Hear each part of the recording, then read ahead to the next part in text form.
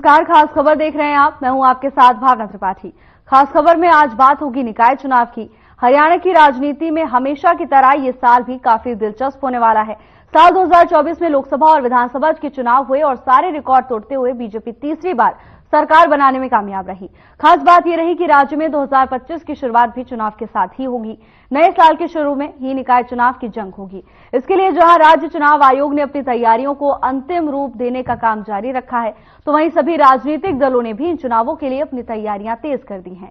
बता दें कि जनवरी के दूसरे हफ्ते में चुनावी तारीखों के ऐलान की कयास लगाए जा रहे हैं। आपको बता दें कि निकाय चुनाव को लेकर राज्य चुनाव आयोग की तरफ से तैयारियां चल रही हैं। राज्य चुनाव आयोग ईवीएम के जरिए निकाय चुनाव कराएगा। इस बात को लेकर चुनाव आयुक्त धनपत सिंह ने मीडिया से बातचीत भी की। उन्होंने कहा कि राज्य चुनाव आयोग को लोकसभा और विधानसभा में प्रयोग की गई ईवीएम मिली है। बताते चले कि कांग्रेस पार्टी के प्रदेश अध्यक्ष ने कुछ समय पहले कहा था कि उन्हें ईवीएम पर भरोसा नहीं है। निकाय चुनाव बैलेट पेपर से कराने की बात कह रहे थे, लेकिन राज्य चुनाव आयोग को इस संबंध में किसी राजनीतिक दल का कोई पत्र नहीं मिला। तो वहीं चुनाव ईवीएम से होगा, ये भी तय नजर आ रहा है। हालांकि साफ तौर पर अभी कुछ भी नहीं कहा जा सकता। हरियाणा में निकाय चुनाव को लेकर कयास तेज हो गए हैं। चुनाव 2 चरणों में हो सकते हैं, जिसमें पहले फरीदाबाद, गुरुग्राम और मानेसर के चुनाव होंगे। इसके साथ ही अंबाला मेयर चुनाव और सोनीपत मेयर चुनाव होगा, क्योंकि अंबाला और सोनीपत के मेयर विधानसभा चुनाव जीतकर विधायक बन चुके हैं। वहीं दूसरे चरण में हिसार, रोहतक नगर निगम के चुनाव होने वाले हैं, जबकि पानीपत, यमुनानगर और करनाल में चुनाव दूसरे चरण में होंगे। हरियाणा में निकाय चुनाव से पहले प्रदेश चुनाव आयोग ने मेयर पद के लिए नगर निगमों में रिजर्वेशन तय कर दिया, जिसके तहत गुरुग्राम नगर निगम का मेयर पद BC-A वर्ग के लिए रिजर्व है। फरीदाबाद निगम सामान्य वर्ग की महिला के लिए आरक्षित है। रोहतक और यमुनानगर को SC महिला कैटेगरी के लिए रिजर्व किया गया है, जबकि 4 नगर निगम हिसार, पानीपत, करनाल और मानेसर किसी भी वर्ग का व्यक्ति मेयर पद का चुनाव लड़ सकता है। वहीं इससे पहले राज्य निर्वाचन आयोग 6 जनवरी तक अंतिम मतदाता सूची जारी करने की तैयारी की योजना पर काम कर रहा है, जिससे चुनाव की तारीखों के ऐलान में देरी न हो। इन सब के बीच राजनीतिक दलों की निकाय चुनाव की तैयारियां भी जोरों पर हैं। इसमें बीजेपी सबसे सक्रिय नजर आ रही है, तो वहीं कांग्रेस भी पूरी तरह से अलर्ट मोड पर है। निकाय चुनावों को देखते हुए पार्टी संगठनात्मक नियुक्तियां तेजी से कर रही है। हर हाल में बीजेपी निकाय चुनाव में विधानसभा की जीत के मोमेंटम को बरकरार रखना चाहेगी। हालांकि ये तो वक्त ही बताएगा कि निकाय चुनाव में कौन सी पार्टी बाजी मारेगी। बीजेपी वैसे भी नगर निगम चुनाव सिंबल पर लड़ती है। ऐसे में पार्टी सभी चुनाव वाले निगमों में उसका मेयर बनाने के लिए रणनीति बना रही है। पार्टी के नेता और कैबिनेट मंत्री विपुल गोयल पहले ही कह चुके हैं कि बीजेपी निकाय चुनाव के लिए पूरी तरह से तैयार है, तो वहीं कांग्रेस पार्टी भी निकाय चुनाव को लेकर आगे बढ़ती हुई नजर आ रही है। इन सबके बीच प्रदेश अध्यक्ष उदय भान ने जिला प्रभारियों की जो सूची जारी की थी, उस पर पार्टी प्रभारी दीपक बावरिया ने रोक लगा दी थी। बावजूद इसके पार्टी निकाय चुनाव को हल्के में लेने के मूड में नहीं है। इस पर पार्टी के वरिष्ठ नेता और पूर्व मुख्यमंत्री भूपेंद्र सिंह हुड्डा का बयान सामने आ चुका है। उन्होंने कहा कि पार्टी निकाय चुनाव को लेकर पूरी तरह से तैयार है। निगम के चुनाव पार्टी सिंबल पर ही लड़ती है, बाकी पर पार्टी रणनीति बनाएगी।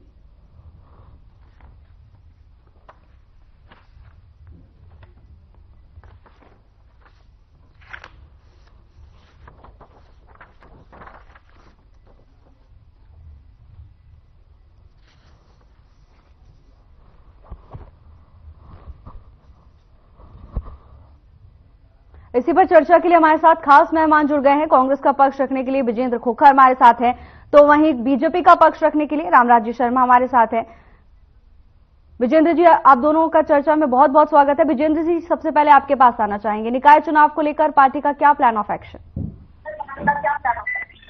जी भावना जी नमस्कार। हमारा आप सभी ने पता है कि हमारी पार्टी सभी जिम्मेवारियों के साथ सभी जिलों में अपने अध्यक्ष भी नियुक्त कर रही है और प्रभारी भी नियुक्त कर रही है। और जिस प्रकार से निकाय चुनाव के साथ दिल्ली में भी विधानसभा के चुनाव होने हैं, वहां पर भी कांग्रेस पार्टी, बीजेपी पार्टी, आम आदमी पार्टी चुनाव लड़ रही है। ये दोनों प्रदेशों के निकाय चुनाव यहाँ और विधानसभा चुनाव का आपस में बहुत, दिल्ली का और हरियाणा की सीमा सटी है, इनका आपस में बहुत बड़ा प्रभाव पड़ेगा। जिस प्रकार से मैंने बयान सुना रमेश बिधूड़ी जी का, बीजेपी के जो कैंडिडेट हैं दिल्ली से, उन्होंने कहा कि यहाँ की सड़कें ऐसी बना दी जाएंगी जैसे प्रियंका गांधी जी की गाल।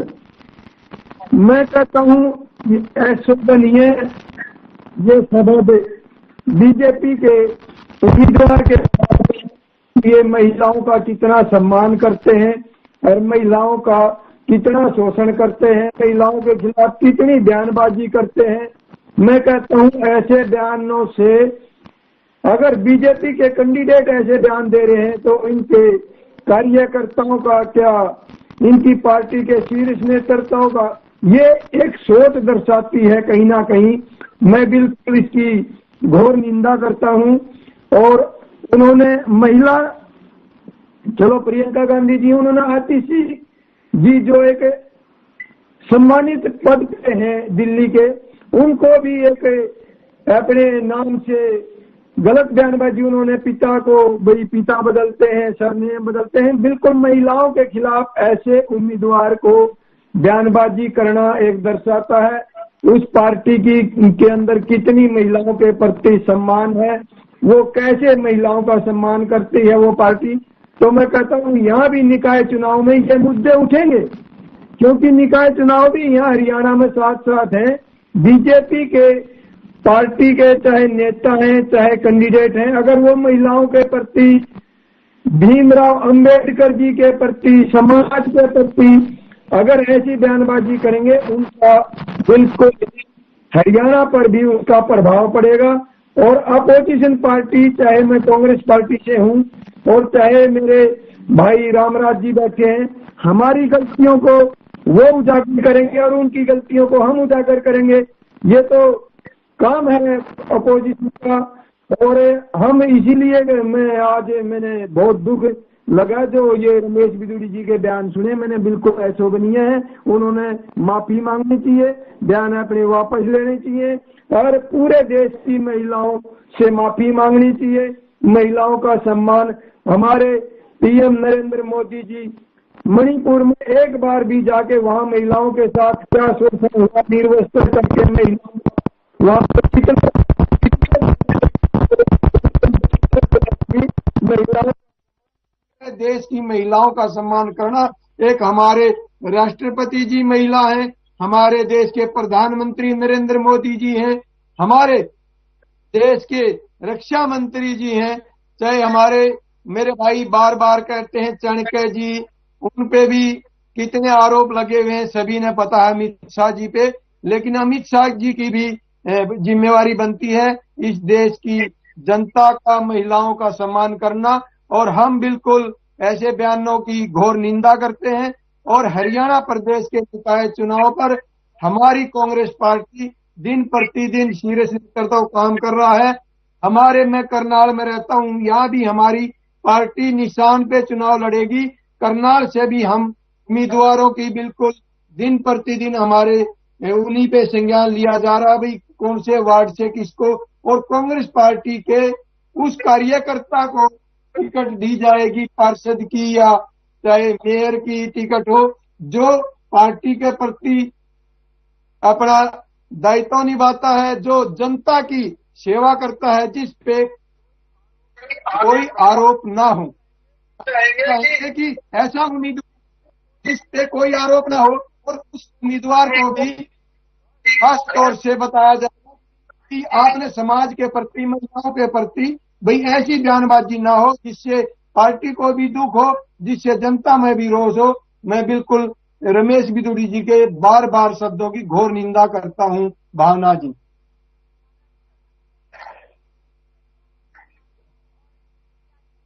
सामने आ रहे उनका हरियाणा निकाय चुनाव पर प्रभाव पड़ जाए।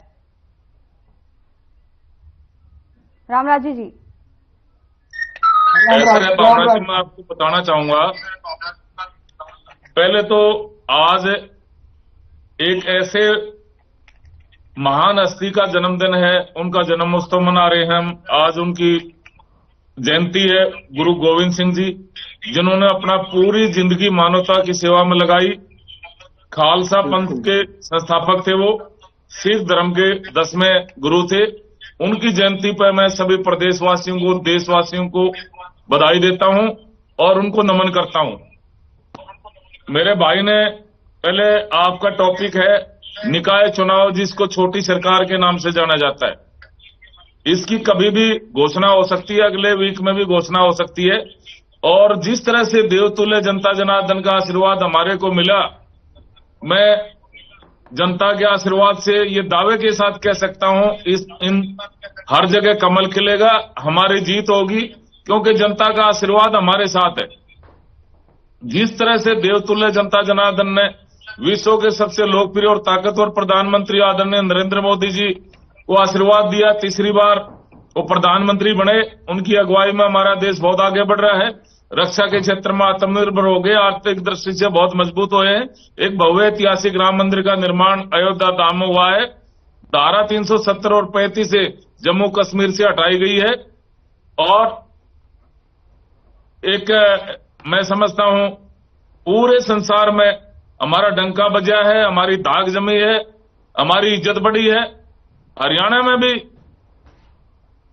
जैसे हमारी सरकार काम कर रही है, बहुत ही लोकप्रिय, युवाओं के हृदय सम्राट, जन जन के चहेते और छत्ती बिरादरी के मसीहा, बहुत ही लोकप्रिय मुख्यमंत्री, बहनों के भाई। जिस तरह से जींद में बहनों की कोथली लेके आदरणीय नायब सिंह सैनी जी गए थे, बहनों ने उसी टाइम प्रण लिया था, उसी टाइम कहा था कि भाई हमारा भाई नायब कोथली लेकर आया है और हम अपने परिवार के साथ में नायब भाई के हाथ मजबूत करेंगे, इनको वोट देंगे।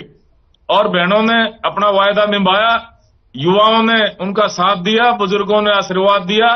छत्ती बिरादरी का आशीर्वाद आदरणीय नायब सिंह सैनी जी को मिला और इनका निश्चित रूप से निकाय चुनाव में भी, छोटी सरकार के चुनाव में भी हमारे को फायदा होगा और यहां भी हमारी सरकार बनेगी। और जिस तरह से मेरे भाई ने, अमित शाह जी हमारे बहुत ही लोकप्रिय हैं, बहुत मजबूत गृह मंत्री के रूप में जाने जाते हैं। सरदार पटेल जी के बाद में सबसे मजबूत गृह मंत्री हैं, प्रसिद्ध रणनीतिकार हैं, लौह पुरुष के नाम से विख्यात हैं। मैं मेरे भाई को बताना चाहूंगा, धारा 370 और 35 से हटाने में उनकी विशेष भूमिका रही है और हमारे ऊपर उनका विशेष आशीर्वाद है। उनकी चाणक्य नीति हमारे काम आई। आदरणीय नरेंद्र मोदी जी का आशीर्वाद, जो बहुत ही लोकप्रिय प्रधानमंत्री जी हैं, अमित शाह जी हमारे चाणक्य नीति, और हमारे मुख्यमंत्री का हमारा व्यक्तित्व, उनका प्रोफाइल, जिस तरह से वो जनता के बीच में उनकी प्रसिद्धि बढ़ती जा रही है, तो उनका आशीर्वाद मिला जनता का। और आदरणीय नायब सिंह सैनी जी दूसरी बार मुख्यमंत्री बने और तीसरी बार हमारी सरकार बनी। मैं इस बात के लिए हमारी देवतुल्य जनता जनार्दन का माननीय मुख्यमंत्री की तरफ से, हमारी पार्टी की तरफ से हार्दिक आभार प्रकट करता हूं और जनता को विश्वास दिलाता हूं कि हम ऐसे ही जनता की सेवा करते रहेंगे और जनता हमारे को आशीर्वाद देती रहेगी। आने वाले 30-35 साल तक हमारी सरकार ऐसे ही चलती रहेगी, क्योंकि हमने काम किया है, हम जनता के बीच में रहते हैं। माननीय मुख्यमंत्री जी जिस तरह से चुनावी उस टाइम में उन्होंने वायदे किए थे, उन्होंने ये जैसे हर पार्टी अपना अपना घोषणा पत्र उस टाइम में जनता के बीच में लाती है, हम भी अपना संकल्प पत्र लेकर आए थे। संकल्प पत्र के माध्यम से हमने संकल्प लिया था। मैं आपके चैनल के माध्यम से देवतुल्य जनता जनार्दन को विश्वास दिलाता हूं, संकल्प पत्र में जो हमने संकल्प लिया, जो हमने वायदे किए, एक एक वायदा पूरा करेंगे। और माननीय मुख्यमंत्री जी ने उस टाइम में वायदा किया था, जो कांग्रेस की भर्ती रोको गैंग ने लगभग 25,000 के करीब युवाओं की भर्ती रोक दी थी चुनाव आयोग में शिकायत करके। माननीय मुख्यमंत्री जी ने उस टाइम में कहा था, क्योंकि हमने अगला मुख्यमंत्री भी आदरणीय नायब सिंह सैनी को ही डिक्लेयर किया था, उन्होंने कहा था वह भगवान की कृपा से हमारी सरकार बनेगी तीसरी बार और मैं मुख्यमंत्री की शपथ बाद में लूंगा, हमारी सरकार बाद में पदभार ग्रहण करेगी, पहले अपने बेरोजगार भाई बहनों को नौकरी देगी, मैं इनका रिजल्ट आउट करूंगा, इनको नौकरी दूंगा। और माननीय मुख्यमंत्री जी ने अपना वायदा निभाया। इस बात के लिए मैं माननीय मुख्यमंत्री जी का हार्दिक आभार प्रकट करता हूं। और दूसरा, एससी वर्ग में आरक्षण में वर्गीकरण किया हमारी सरकार ने। उस टाइम में माननीय मुख्यमंत्री जी से डीएससी समाज के व्यक्ति मिले थे, और जो वंचित शोषित समाज रह गया था कांग्रेस के टाइम में, क्योंकि इन्होंने तो उनकी सूद नहीं ली थी, उस टाइम में माननीय मुख्यमंत्री जी ने कहा था वह भगवान हमारे को मौका देगा, परमात्मा, जनता हमारे को मौका देगी, जनता हमारे को आशीर्वाद देगी, और एससी वर्ग के आरक्षण में वर्गीकरण हमारी सरकार करेगी। माननीय मुख्यमंत्री जी ने एससी वर्ग में आरक्षण में वर्गीकरण किया। डीएससी समाज, जो इस डीएससी समाज के नाम से जाना जाता है, उनको उनका हक दिया, और एक विशाल जनसमूह के रूप में लाखों की संख्या में डीएससी समाज ने इकट्ठा हो गए जींद में माननीय मुख्यमंत्री जी का आभार प्रकट करा। इस बात के लिए भी मैं मुख्यमंत्री जी को आभार प्रकट करता हूं, उन्होंने अपना वायदा निभाया। और जिस तरह से कच्चे कर्मचारियों के लिए हमने कहा था, ये कौशल रोजगार निगम में जो कर्मचारी हैं, ये लगभग 1.25 लाख कर्मचारी हैं, जो कांग्रेस के टाइम में और अन्य सरकारों के टाइम में ठेकेदारी प्रथा के अंतर्गत आते थे, जो ये अपने क्षेत्रों को ठेकेदार लगा देते थे, और ठेकेदार पैसे लेके भर्ती करता था, 2-4-6 महीने बाद उनको निकाल देता, ना पीएफईएसआई जमा कराता उनका, ना उनको सैलरी देता, तो फिर दोबारा पैसे लेके दूसरे भर्ती कर लेता, फिर इसे तीसरे भर्ती कर लेता। उस टाइम में माननीय मुख्यमंत्री जी ने कहा था भाई भगवान ने मौका दिया तो मैं इनको पक्का करूंगा। तो माननीय मुख्यमंत्री जी एक स्पेशल विधेयक उनके पक्ष में लाए और उनको रिटायरमेंट तक रोजगार की गारंटी दी। इस बात के लिए मैं माननीय मुख्यमंत्री जी का मैं आभार प्रकट करता हूं। उन्होंने इनका भला करा, इनकी सूद ली, जो कांग्रेस ने तो कभी सूद ली नहीं थी। और जिस तरह से कांग्रेस में आपस में लठम लठा हो रहे हैं, भाई इन्होंने प्रदेश अध्यक्ष ने इनके ने प्रभारी बनाए थे जिलों के, दीपक बावरिया जी जो इनके प्रदेश प्रभारी हैं, उन्होंने उस पर वीटो कर दिया।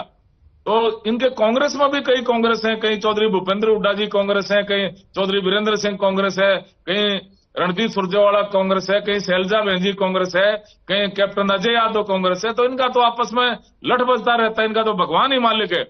तो जिस तरह से माननीय मुख्यमंत्री जी अब चुनावी क्या नाम है धन्यवादी दौरा कर रहे हैं, तो हर एक क्षेत्र में जाते हैं और जन समस्याओं का निवारण करते हैं, लोगों के बीच में रहते हैं, और रात के 12-12, 1-1 बजे तक भी कोठी पर भी वो लोगों से मिलते रहते हैं, सीएम रेजिडेंस पे।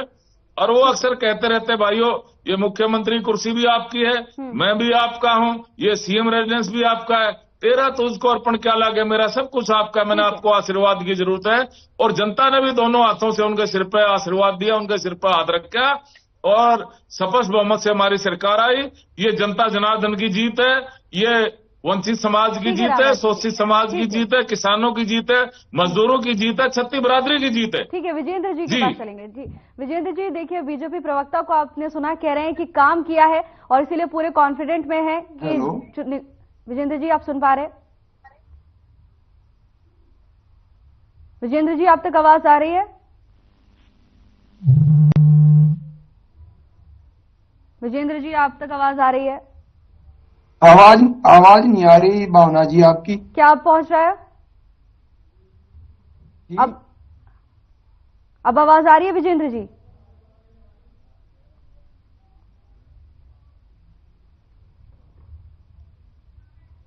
ठीक है, रामराजू शर्मा जी अपनी बात को आगे बढ़ाइए। रामराजू जी आप अपनी बात को आगे बढ़ाइए, आप कुछ कह रहे थे।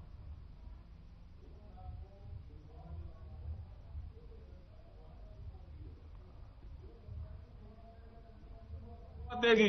पहले इनके राष्ट्रीय महामंत्री ने जिस तरह से जनता को कहा वह मैं बीजेपी का वोट राक्षस है और मैं कुरुक्षेत्र की धरती पर खड़ा होकर श्राप देता हूं कि बीजेपी का वोट राक्षस है।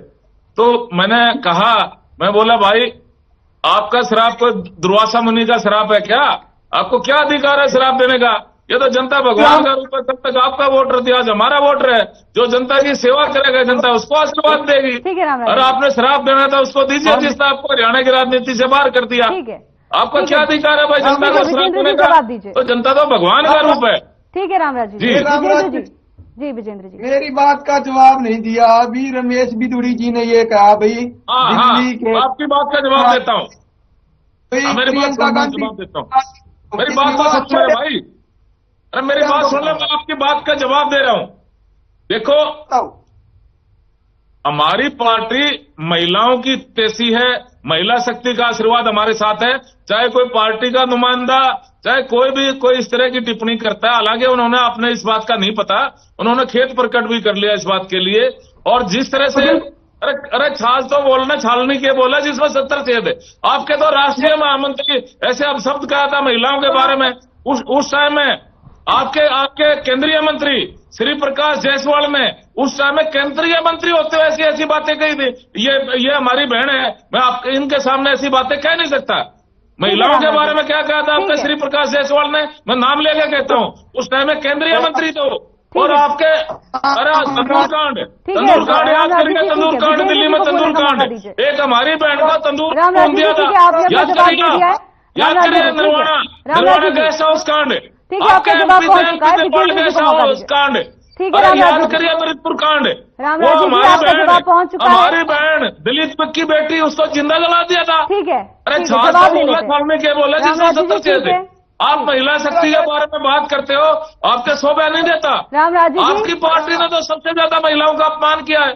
और फिर आपने डॉक्टर B.R. अम्बेडकर जी के बारे में बोला। अरे डॉक्टर B.R. अम्बेडकर जी का सबसे ज्यादा अपमान किसने किया? कांग्रेस पार्टी ने किया। उनको पहले कांग्रेस पार्टी से निकाला, उन्होंने चुनाव लड़े, चुनाव में हरवाया, फिर उनके संविधान, उनके द्वारा लिखा गया संविधान का अपमान किया। किसने लगाई? इंदिरा गांधी ने लगाई। रामराजी जी आप याद करो। रामराजी जी जवाब ले लेते हैं। सबसे ज्यादा संविधान का किसने किया? अधिकारों का हनन किया किसने किया? संविधान का अपमान किसने किया? कांग्रेस पार्टी ने। याद करो आप। ठीक है, आप महिला रामराजी जी जवाब ले लेते हैं। सबसे ज्यादा महिलाओं की सम्मान हमारी पार्टी करती लगता है मेरा ऑडियो आप तक नहीं पहुंच रहा है। आपने आपकी राष्ट्रीय महामंत्री दिलीप की बेटी, जो उनके पिताजी केंद्र में मंत्री रह चुके हैं, वो केंद्र में मंत्री रह चुकी हैं। आपकी पार्टी के कार्यकर्ताओं ने उनको जाति सूचकांक बोला। रामराजी जी ठीक है, रामराजी जी ठीक है। विजेंद्र आपकी पार्टी के कार्यकर्ता ने आदरणीय शैलजा बहन के बारे में रामराजी जी ठीक है। आपकी पार्टी ने विजेंद्र जी, हरियाणा की जनसंख्या दलित की बेटी का अपमान नहीं सहेगा हिंदुस्तान। हरियाणा की बेटी का अपमान नहीं सहेगा हिंदुस्तान। महिला शक्ति का अपमान नहीं सहेगा हिंदुस्तान। याद करो भाई।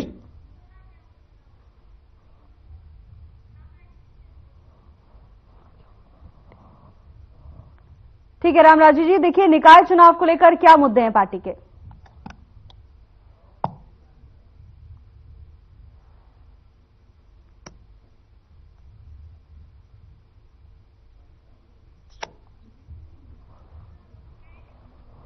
निकाय चुनाव को लेकर हलचल तेज हो गई है। सियासी दलों के साथ साथ चुनावी पार्टियां भी पूरी तरह से अलर्ट मोड पर नजर आ रही हैं। सभी पार्टियां हर हाल में निकाय चुनाव में बाजी मारने के लिए तैयारियों में जुट गई हैं। बीजेपी नगर निगम चुनाव सिंबल पर लड़ती है और कांग्रेस और बीजेपी दोनों ही पूरी तरह से एक्टिव मोड में है। इसके साथ ही तमाम सियासी दल भी चुनावी जंग में पुरजोर दमखम के साथ उतरने वाले हैं। मुकेश भाई,